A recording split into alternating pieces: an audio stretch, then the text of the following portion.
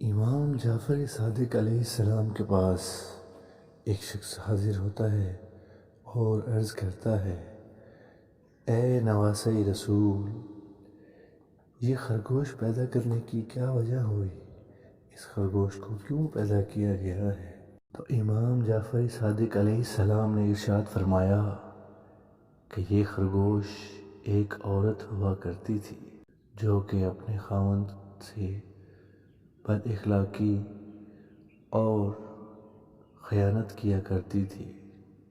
جھوٹ بولا کرتی تھی اور اپنی مرضی کیا کرتی تھی۔ تو اللہ پاک کی ناراضگی سے اس پر عذاب نازل ہوا اور اس کے کان لمبے ہو گئے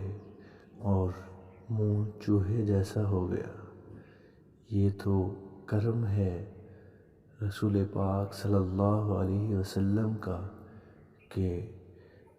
آپ نے دعا فرمائی تھی کہ پہلے قوموں کی طرح جب کوئی گناہ کیا کرتے تھے تو ان کی شکل بگاڑ دی جاتی تھی کہ پہلے امتوں کی طرح میری امت کی شکل نہ بگاڑنا، اور اسی لیے اللہ پاک نے اس امت کے عیبوں پر پردہ ڈال دیا اور سزا اور جزا کے لیے موت کے بعد وقت مقرر کر دیا گیا۔